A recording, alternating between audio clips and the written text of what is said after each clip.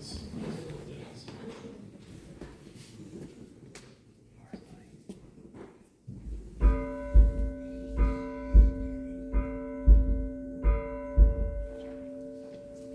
Would you stand, please, and join me in the call to worship? Jesus teaches us, do to others as you would have them do to you. But who are the others? Our enemies and friends, family and strangers. Jesus teaches us, be merciful as your Father is merciful. But what is mercy? To act with compassion, to help without expecting anything in return. Jesus teaches us, forgive and you will be forgiven. But how do we forgive? By recognizing enemies, friends, families, strangers, and ourselves as people in need of compassion. Let us worship God who loves us and empowers us to love one another with mercy and compassion. Come, let us worship. Thanks be to God. Our opening hymn is number 575. We'll sing verses 1 through 3 of the old favorite, Leaning on the Everlasting Arms. Leaning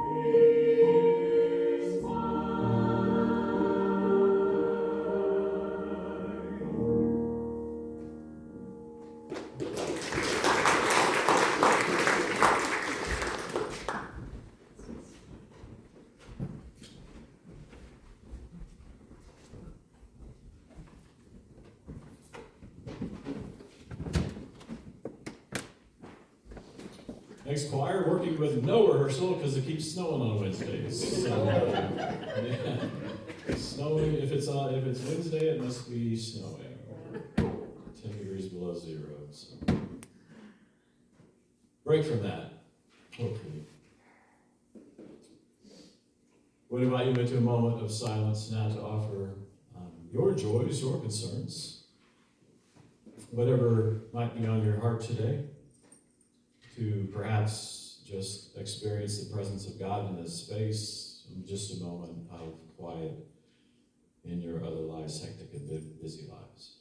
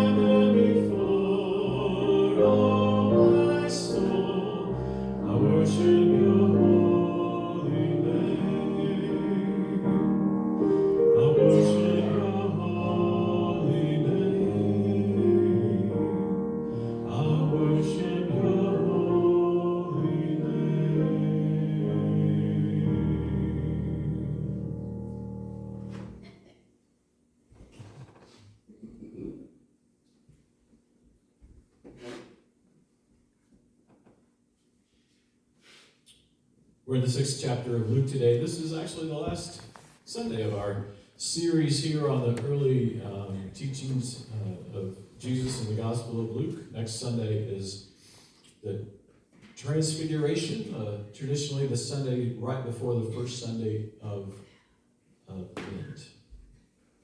We'll talk a little bit more about that in a moment. This is the second half of what scholars refer to as the Sermon on the Plain. It is Luke's version of similar teachings that are in Matthew, commonly known as Sermon on the Mount. Luke's version is just slightly smaller and has some slight differences. Jesus is speaking. But I say to you who are listening, love your enemies, do good to those who hate you. Bless those who curse you, pray for those who mistreat you. If anyone strikes you on the cheek, offer the other also, and from anyone who takes away your coat, do not withhold even your shirt. Give to everyone who asks of you, and if anyone takes away what is yours, do not ask for it back again. Do to others as you would have them do to you. If you love those who love you, what credit is that to you? Or even sinners love those who love them. If you do good to those who do good to you, what credit is that to you? For even sinners do the same. If you lend to those from whom you expect to receive payment, what credit is that to you? Even sinners lend to sinners to receive as much again. Instead, love your enemies, do good and lend, expect nothing in return. Your reward will be great, and you will be children of the Most High, for he himself is kind to the ungrateful and the wicked. Be merciful, just as your Father is merciful. Do not judge, and you will not be judged. Do not condemn, and you will not be condemned. Forgive, and you will be forgiven. Give, and it will be given to you. A good measure, pressed down, shaken together, running over, will be in your lap. For the measure you give will be the measure you get back.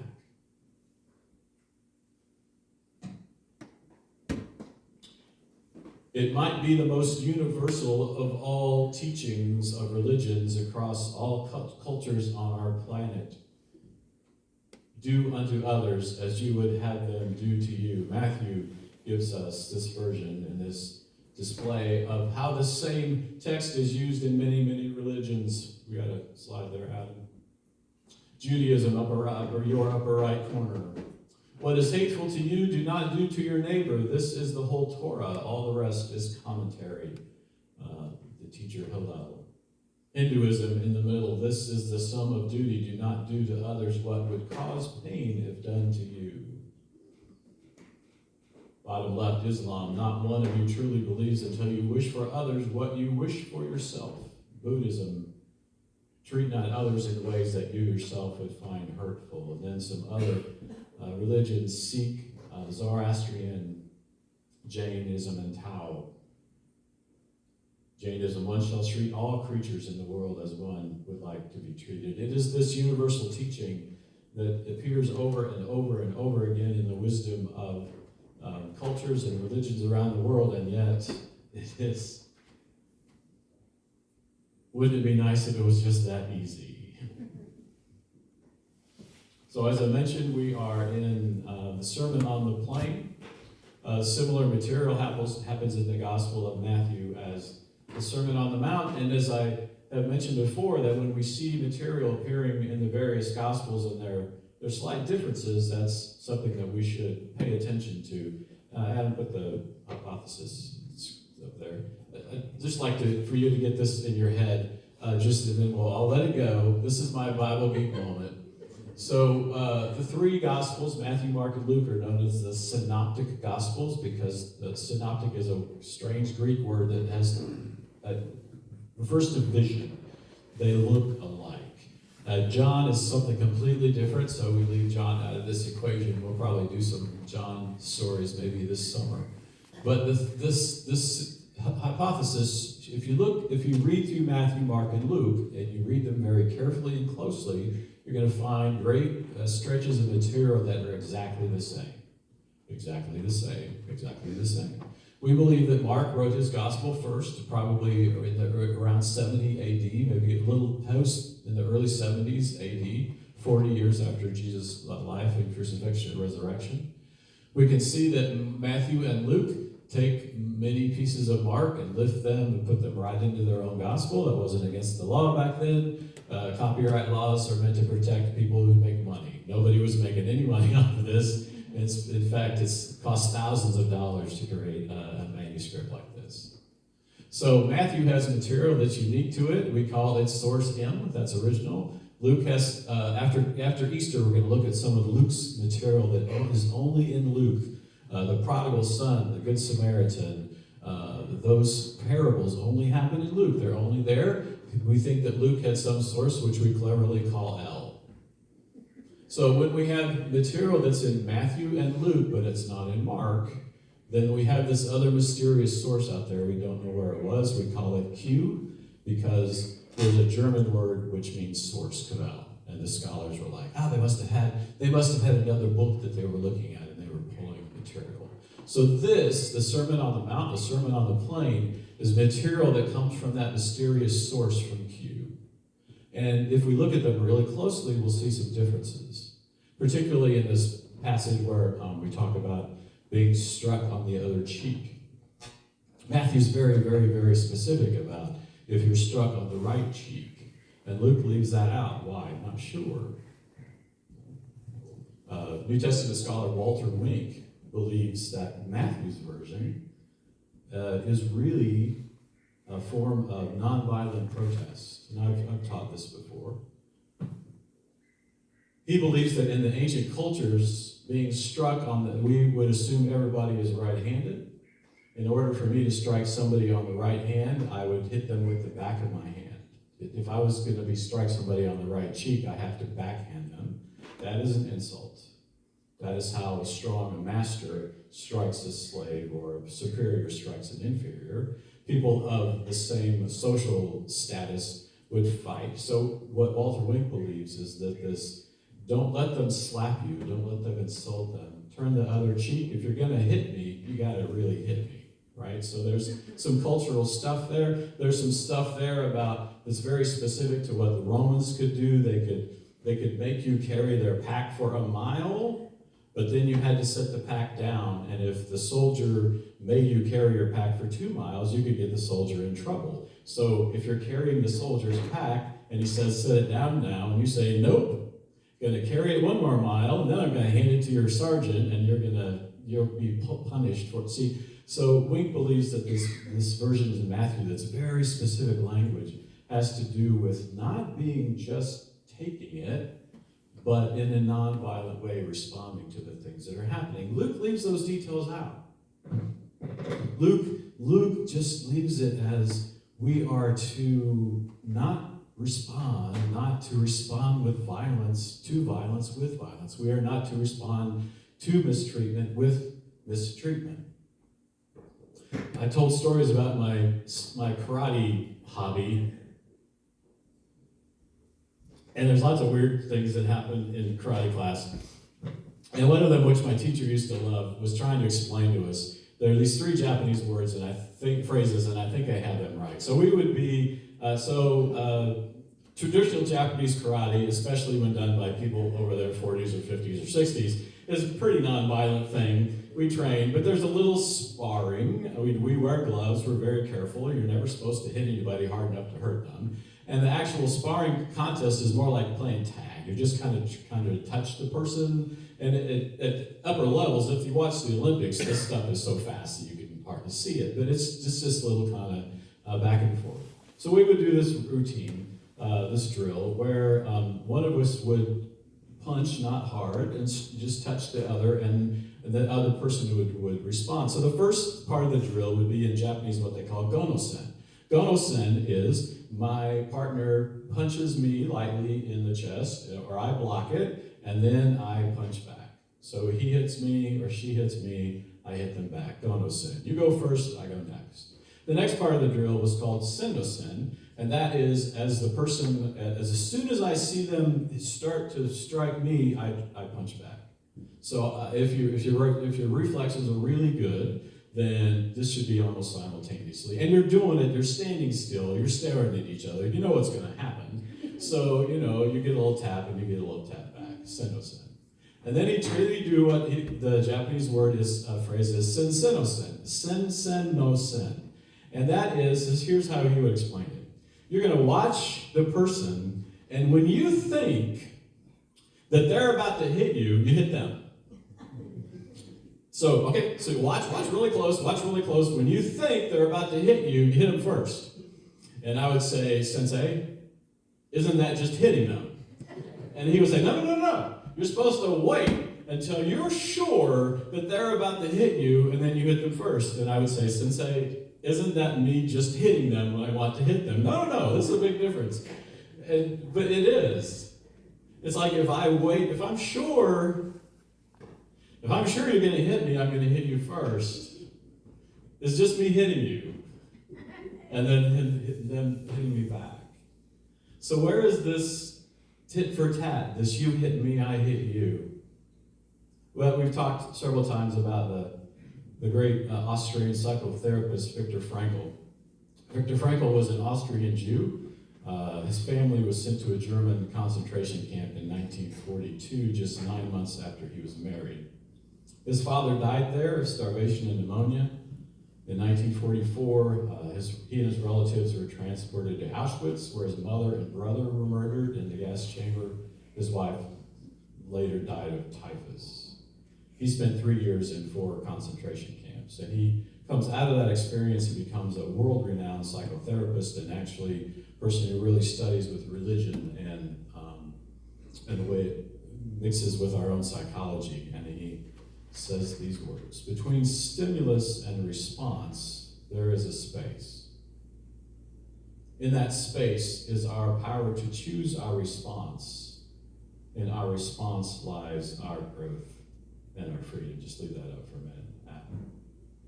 So we're talking about, in my language, the difference between reacting, like I hit you back. I think you're going to hit me, so I hit you. And responding, thinking carefully and waiting.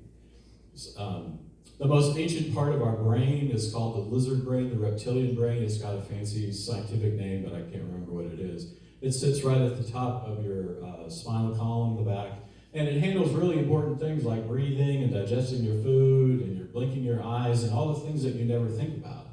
But it doesn't allow any signals to get past it, because if the rest of your brain was trying to deal with, now I have to breathe now, now my heart needs to beat, now I'm working on that hot dog I had last night, right? So the rest of your brain is not involved in any of these processes. This part of your brain is handling them. Well, this is the part of your brain that reacts when you get hit and you hit somebody back. Because the signal didn't get up here. It only got to there. That's a reaction.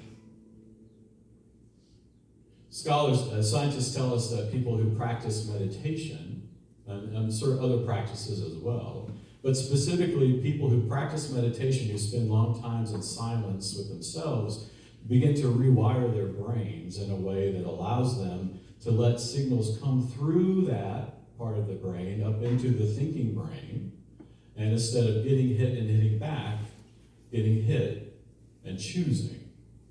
How will I respond? That is a response, not a reaction. It's the exact opposite thing we're training in karate. We're training reaction as fast as I can. Jesus does not want us to react. Jesus wants us to respond, even if that response is nothing. If the response to getting hit is hitting back, is it not better to not do anything? And a more contemporary scholar, whose name I could not find, says the difference between responding and reacting is a choice. When you react, they're in control. When you respond, you are. That is what Jesus teaches us here. For us to be in control of the situation, regardless of the power structure, and realize this is a world where 98% of the people that he's speaking to have no power.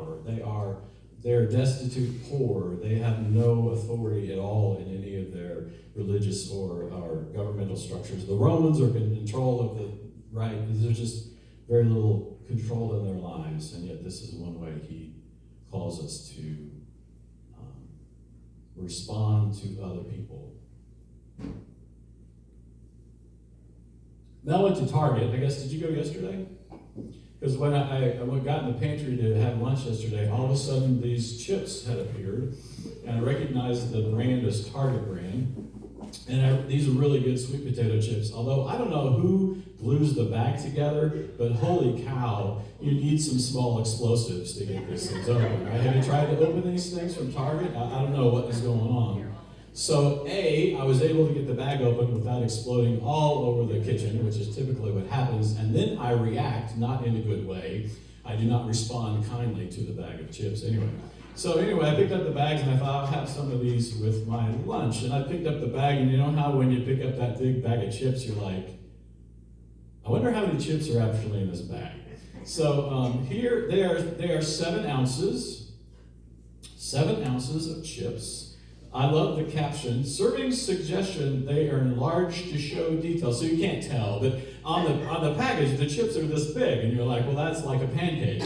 I don't know why you need to eat that. And then I was fascinated by that word I don't believe I've ever seen in my life.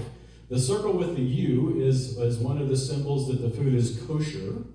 And then that word, and I don't know how to pronounce it, pareve, I guess, is also, this indicates a kosher pareve product which contains neither dairy nor meat nor any dairy or meat derivatives. It also verifies that the product was not made on equipment that is also used for making dairy products. So, interesting thing I found from that little package. I knew that was kosher. And then I thought, you know what? I wonder how many chips are actually in this bag. So I got out our food scale and I measured it, and it is 7.44 ounces. That counts for the bag as well. I tried very carefully to measure them without any weight on my hand. And then, of course, I opened the bag, and this is what I found. Kevin, for the record, they only cost $2.19. $2.19. It's still 7 ounces, baby. I know, it's fine. I will admit that I forgot to take this picture until after I'd eaten a couple of them, but not half the bag.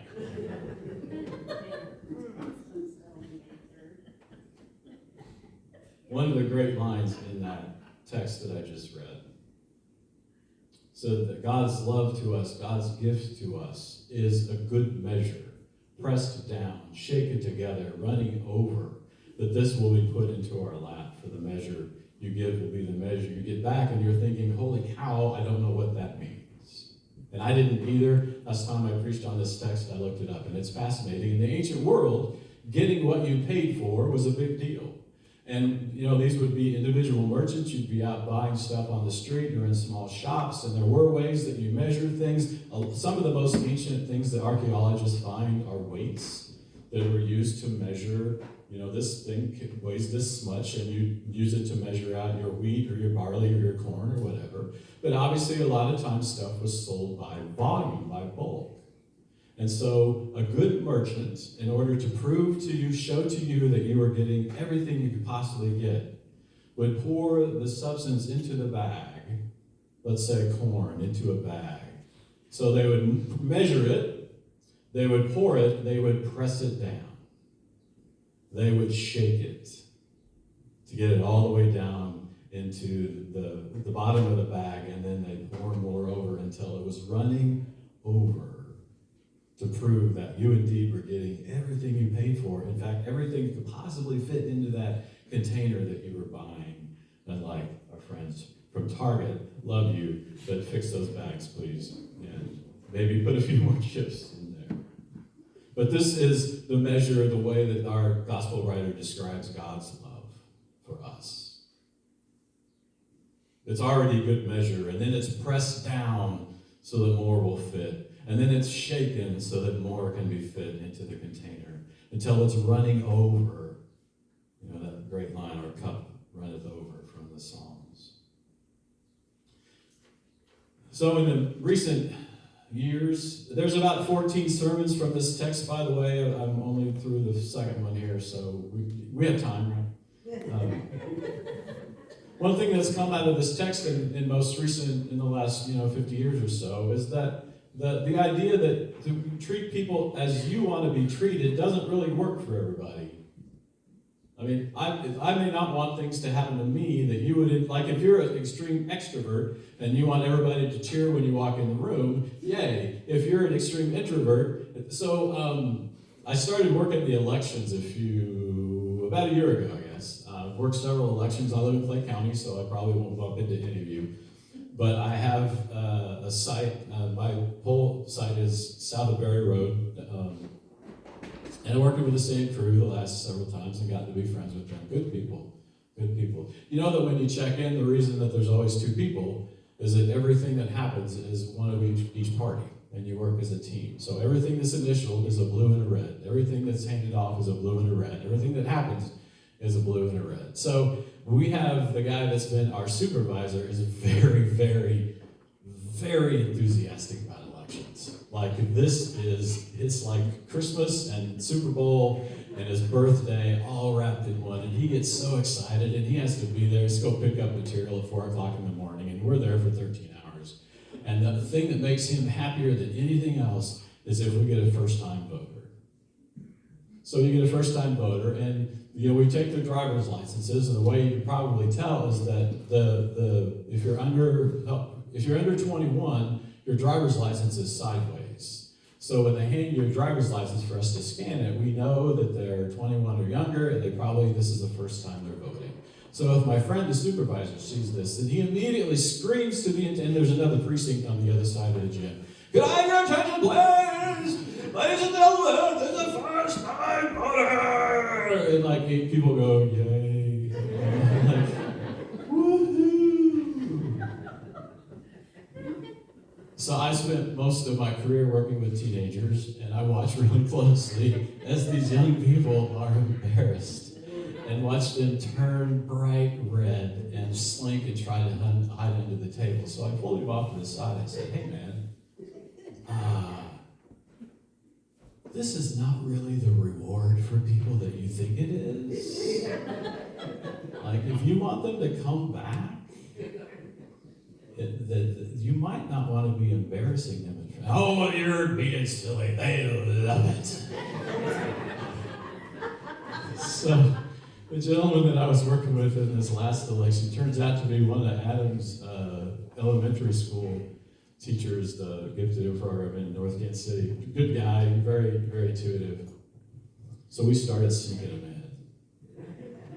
So if we look and see where our supervisor was, and then we'd see first time voter, we'd go like, hey, is this your first time voting? And I'm like, yeah.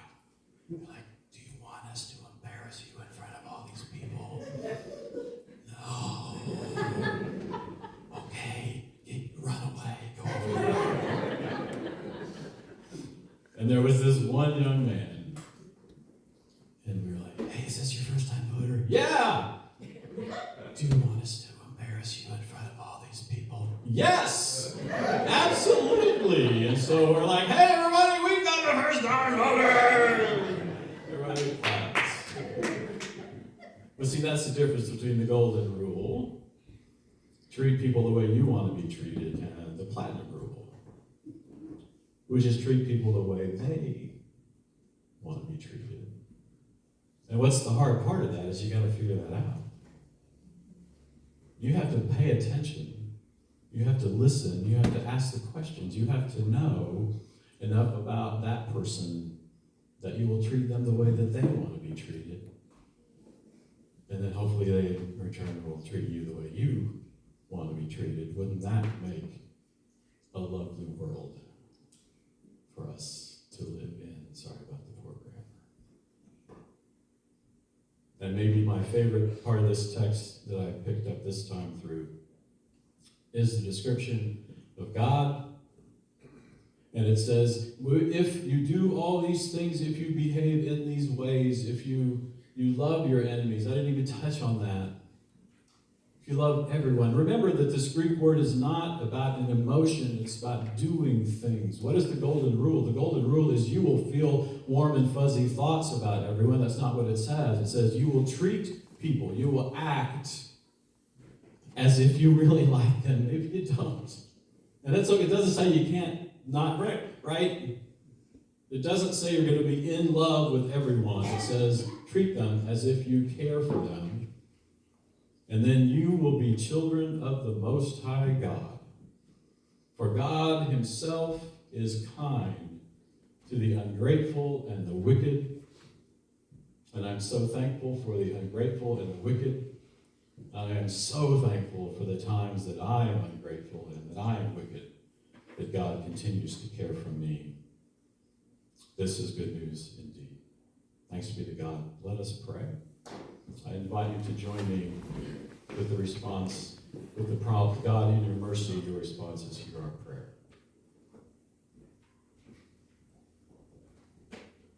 You who preserves life, who sends among your people caretakers and peacemakers, who gives us scientists and inventors, give your people new eyes to behold the needs of your creation. Lead us into fields of wheat and pools of clean water, shelter the earth with clouds, and nurture the soil with sun. Make our gratitude so profound that with joy we will love and guard what you have created for our very lives. God, in your mercy, hear our prayer. O giver of prayer that groans within us, teach us to pray for our enemies. Their names are many, and we name them in our hearts before you now. Be with them, guard them from harm, and guide them in the way of your light. Save us from self-righteousness, and help us begin lives anew. God, in your mercy, hear our prayer. Heal the nations, mighty Lord. Rain peace on all people. Give hope to the hopeless and love to the lonely. Surprise the leaders of all nations with your joy.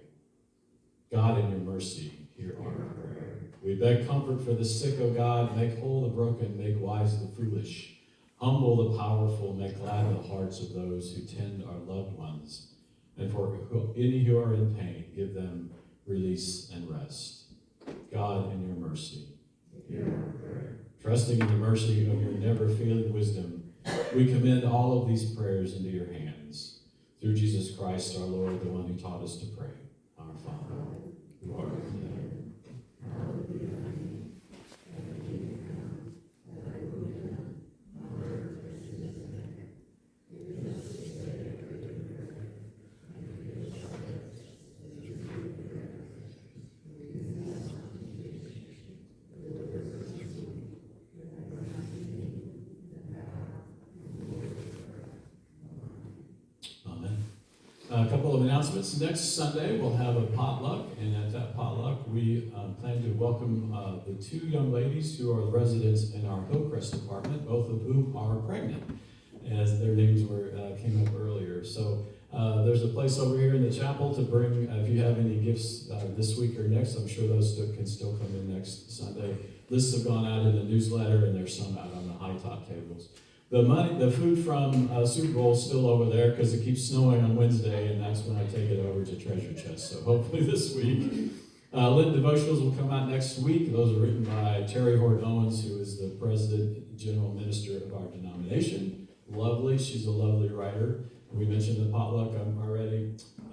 Men's dinner is the following Wednesday night, which is Ash Wednesday.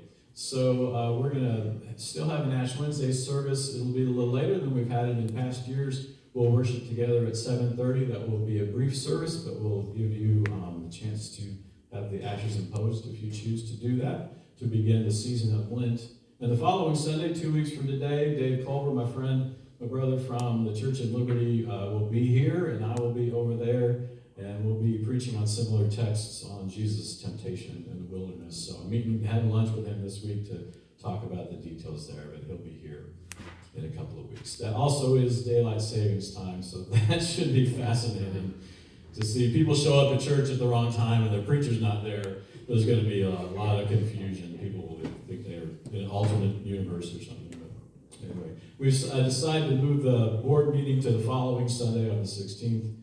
And during Wednesdays in Lent, I'll be leading a book study, a book written by my friend and college seminary professor Mike Graves. I'll tell you more about that as the time gets closer. Those books are available on Amazon for about $20.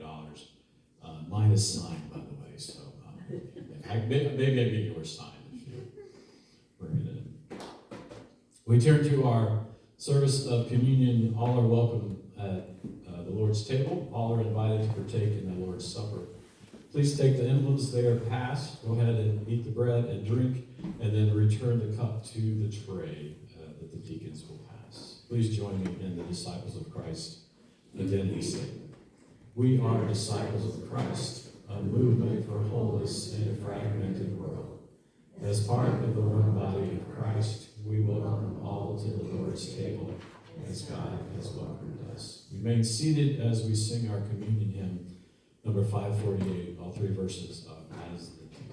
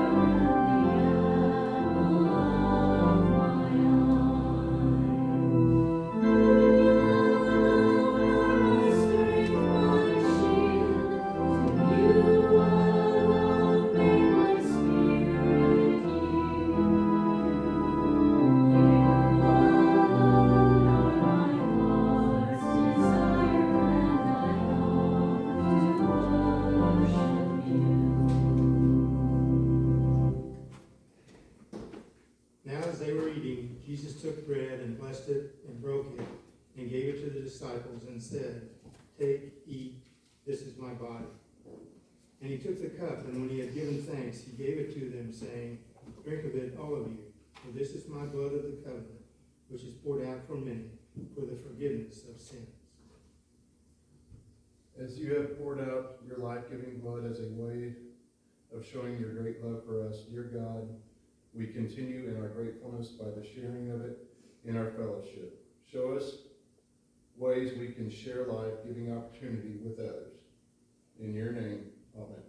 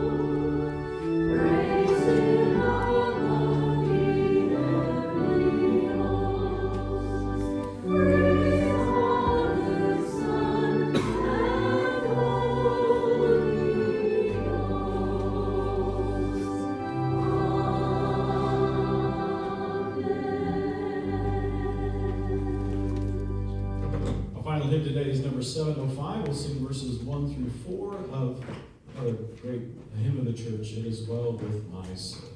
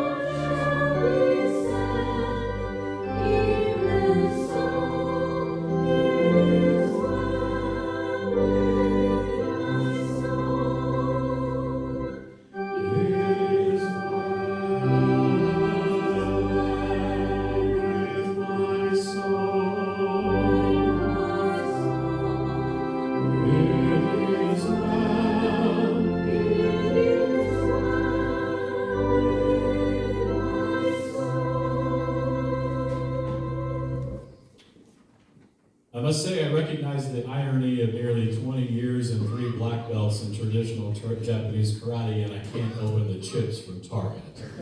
So we never learned how to do that. But as you leave here today, know that God's love for you is a good measure, pressed down, shaken together, running over. Surely, if you are filled with God's love in such abundance, there is enough for you to give some away to others today and every day in the way that you treat them. Go in peace.